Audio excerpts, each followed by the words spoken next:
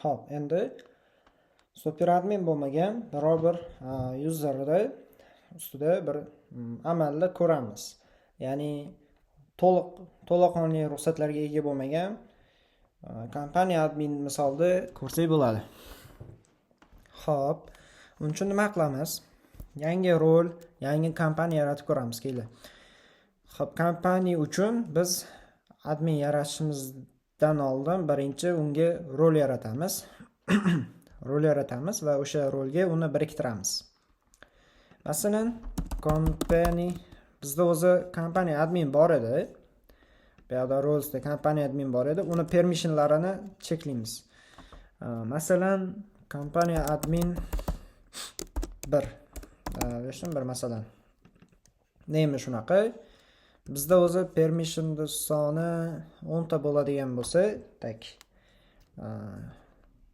4 tasiga ruxsat beramiz. Masalan, 4 tasiga ruxsat beramiz.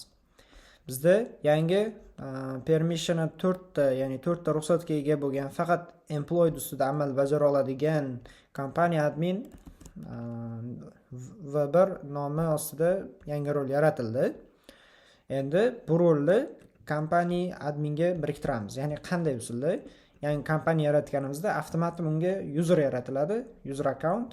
O'sha orqali registr qiladi. Undan oldin login qiladi. Undan oldin kod tomonlama men bu yerda agar yangi kompaniya yaratilsa, unga avtomat rol beriladi, bog'lanadigan qilganman.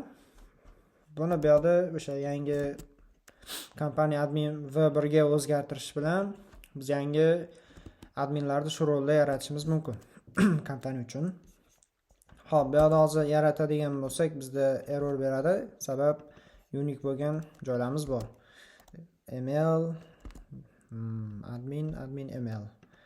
Mana shu admin email bilan biz tizimga kiramiz. Xo'p, bizda rol ID'miz 7.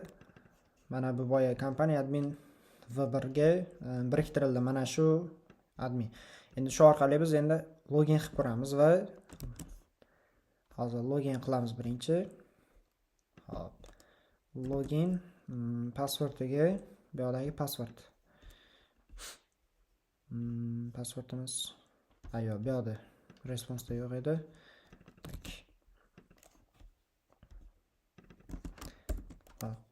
Login qildik. Mana bu yerda bizda qaysi userligimizni bitta aniqroq ko'rish uchun bu token bilan me ga zaпрос jo'natamiz. Kompaniya admin ayni paytda out sessionda mana shu user login bo'lib turibdi. Ya'ni mana shu user danisi turibdi sessionda. Xo'p, endi biz buni chekladik. Ya'ni buni cheklanganini bu yerda yaratilgan roldan ham ko'rishimiz mumkin. Ya'ni rol API'imiz bor. Hamma rollarni listini ko'rish uchun bu yerda ko'ramiz. Super admindan boshlanib mana biz boya yaratgan adminchamiz. Kompaniya admin V1 4 ta permissionga ega. Xo'p, bu yerda employee view. Xo'p, bu yerda permission yo'q. Masalan, kompaniyada umuman dostуп yo'q ekan. Mana shu kompaniyaga endi mana shu kompaniya admin V1 account bilan amal bajarib ko'ramiz. Permission tokenini bu yoqqa kiritamiz. Bu yerda bizda false berdi. Message'da unauthorizatsiya, ya'ni autentifikatsiyadan o'tmadi, avtorizatsiyadan o'tmadi. Boya gaplashdik oldingi videolarda o'sha userni huquqlarini tekshirish, ya'ni token orqali tekshirish, avtorizatsiyadan o'tkazish. Mana bu yerda bor edi bo'limimiz. Avtorizatsiyadan o'tkazish, adminmi yo'qmi? Buni error bergan sababi mana shu URL'imizda men global o'rnatib qo'yganman. Har safar dry, ya'ni har safar qaytarilishni oldini olish uchun bu yerda lokalniy hostni yozib qo'yganman, portni yozib qo'yganman. Companies, ya'ni get companies bizda qaysi API edi? Bizda get companies mana bu API. Kompaniyani get qiladigan.